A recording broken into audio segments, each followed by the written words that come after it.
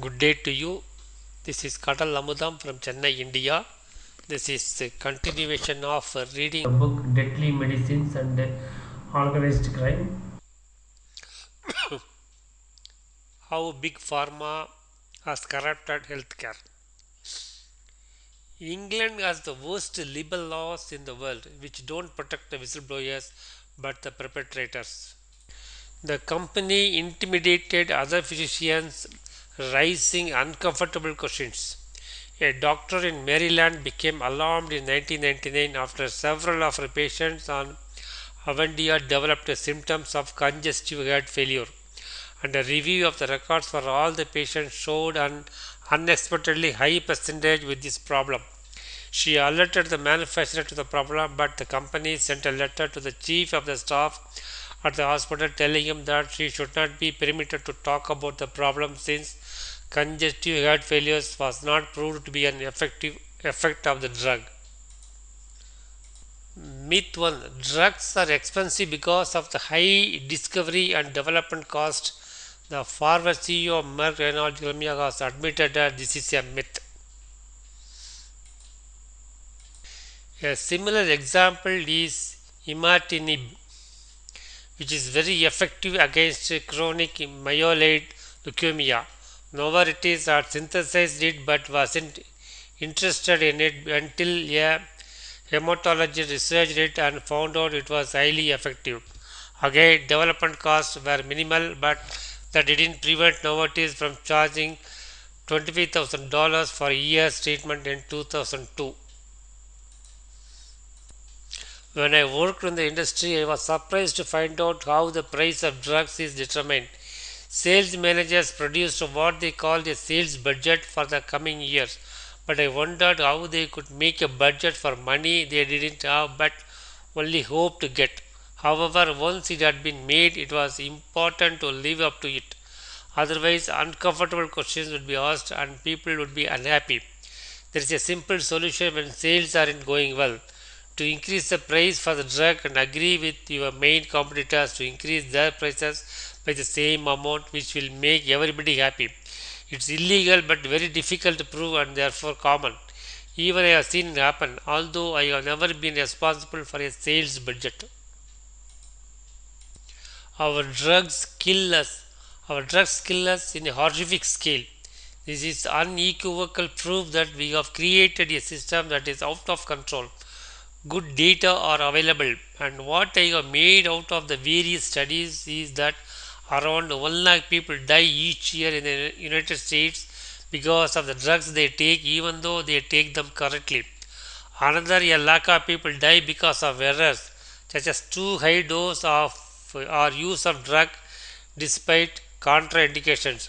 A carefully done Norwegian study found that 9% of these who died in hospital died directly because of the drugs they were given, and another 9% indirectly. Since about one third of deaths occur in hospitals, these percentages also correspond to the 2 lakh Americans dying every year. The European Commission has estimated that adverse reactions kill about 2 lakh EU citizens annually at the cost of 70,000 euro billion, which is somewhat less than the two other estimates, as there are about 60% more people in the EU than in the United States. In 2010, heart disease killed 6 lakh Americans, cancer 5 lakh 75,000, and chronic lower respiratory disease came third with 1 lakh 40,000 deaths. This means that in the United States and Europe, drugs are the third leading cause of death after heart disease and cancer. The use of inferior drugs for hypertension is estimated to have caused heart failure in 40,000 patients in the United States. At the peak of their use, anti-arrhythmic drugs were likely causing about 50,000 deaths every year in the United States. By 2004, rifaximin had likely caused about 1,20,000 deaths worldwide because of thrombosis. By 2004, celecoxib had likely caused about 75,000 deaths worldwide because of thrombosis. NSAIDs likely caused about 20,000 deaths every year in the United States because of ulcer complications. By 2007, olanzapine had likely killed about 2 lakh people worldwide. If you don't absolutely need a drug, then don't take it. We rarely need drugs. We are rarely in a situation where a drug may save our life or where a drug would make a major difference to our lives. Most of the time, the drugs don't have any positive effect on us. A systematic review showed that stopping antihypertensive and psychotropic drugs in the elderly generally went very well, and for the later group of drugs, this resulted in fewer falls and improved cognition. Keeping people healthy is not a priority in America's profit driven system, which thrives when people are ill. The propaganda has made nearly half of all Americans believe that the United States has the best healthcare in the world. The United States has the most ineffective healthcare system in the developed world. The United States has a relatively low healthy life expectancy despite the fact that this country uses far more resources than any other country. In 2008 report from the Commonwealth Fund found that United States ranked last among 19 industrialized countries across the range of measures of health care.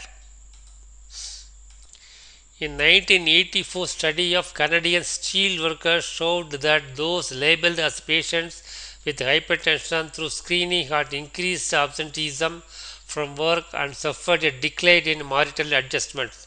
And in the fifth year after screening, they earned $1,093 less than colleagues who 5 years earlier had comparable wages. This effect on income was seen even in those who didn't take their antihypertensive drugs. A professor emeritus of cardiology said, let's not turn elderly people into patients, but let's allow them to enjoy being healthy, that is, free of drugs.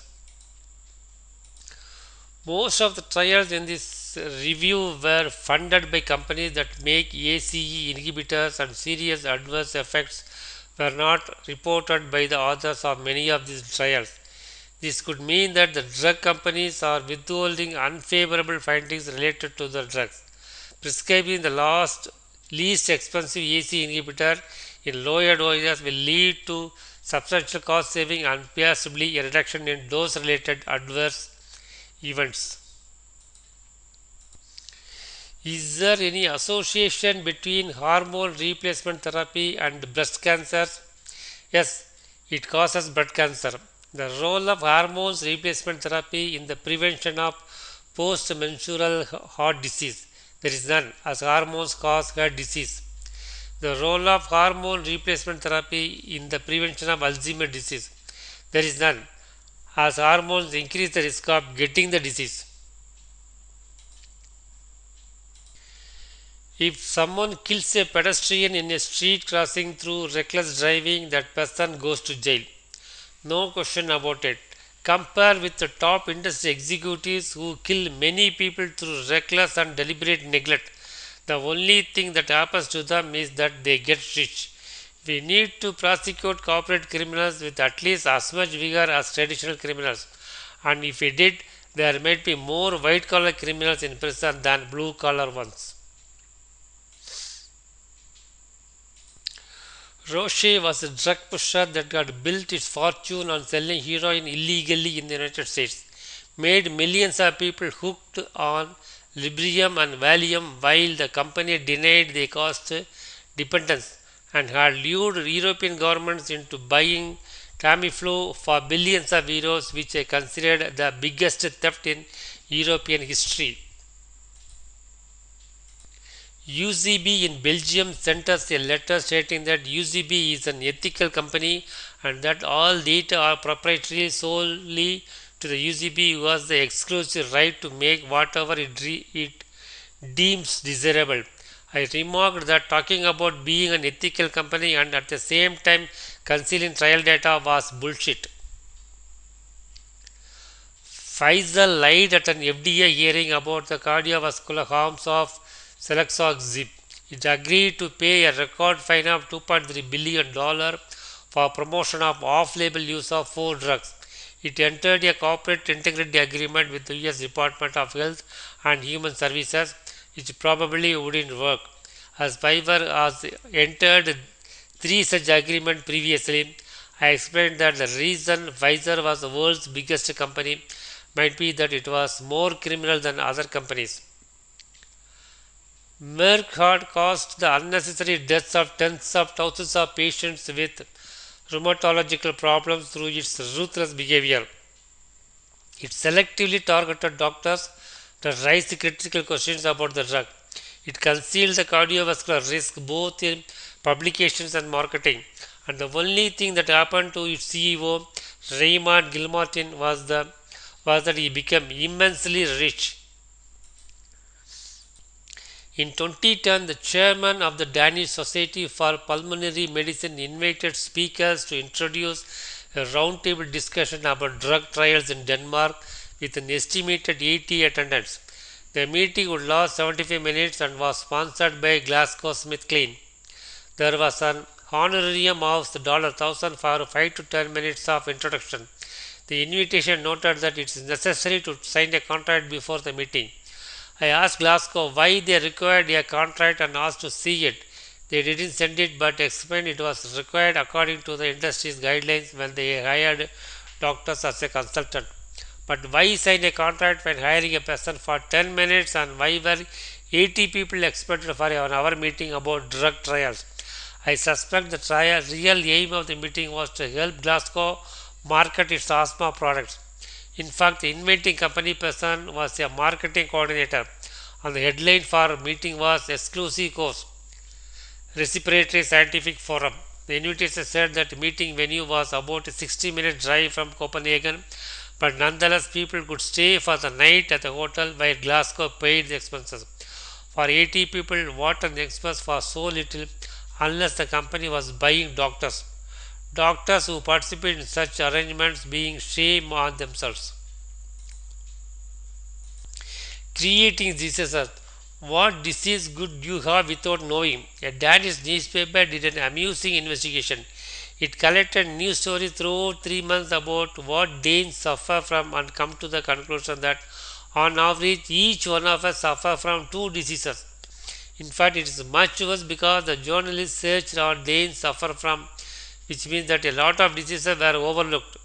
Maybe the reason that we Danes come out as the happiest people on earth in poll after poll is that we don't know we are terribly ill.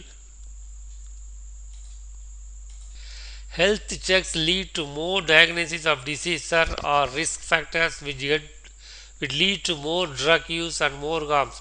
Our conclusion was therefore very firm. Health checks should not be used. The minister agreed and said it was the first time the new government had broken a pre-election promise in an evidence-based manner. Our review will save billions for taxpayers and a lot of suffering too. Here is an example of the misery that a seemingly innocuous health check could cause. A highly prolific writer had suddenly lost his appetite for his hectic life. The days were endless and terrible to such an extent that he contemplated suicide as the only way out. He was convinced that he had become old and didn't have strength anymore. After a month, it suddenly dawned on him that it could be the pills. These pills were a beta blocker, and his doctors had forgot to tell him that they could cause depression. He stopped taking them and became himself again. The story didn't start with a health check, but it could have. Very often, it doesn't occur to the patient that their worsened condition might be caused by the pills they take. Unfortunately, the doctors may not recognize either the new symptoms or side effects of the first pills and may therefore prescribe a second pill against the symptom, and so on. The drug industry and its paid doctors don't even leave young, strong people alone. Applying European guidelines for the cardiovascular disease on a Norwegian population, researchers found that 86% of males were at high risk of cardiovascular disease at the age of 40. The irony is that Norwegians are some of the most long-lived people in the world.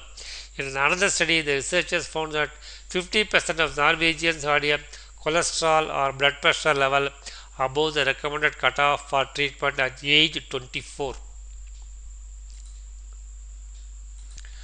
Moreover, people who are told they have brittle bones may stop exercising, which is a bad idea as it strengthens the bones. A woman I knew who was perfectly healthy received a bone scan for no good reason and was told she had brittle bones. She was very fond of her sports but stopped immediately as she feared falling and breaking a bone. So already the diagnosis pestered her life and it's also increased her risk as exercise prevents fractures. Monihan says, all my life people have called me lazy, but now I know I am sick. This is because of the increased diagnosis level of level set by the incoming new principles. This is the end of this video series, and this is the last series on the books on deadly medicine. I completed reading the whole book. You might have understood that drugs kills thousands of people all over the world year after year. So your life will be much better if you don't consume any of those drugs prescribed by those people, unless it is very important other things. Thank you for watching. Do not forget to subscribe my channel. I will be continuing some other book in the coming days. Thank you for watching. Good day to you. This is Kadal Amudam from Chennai signing off.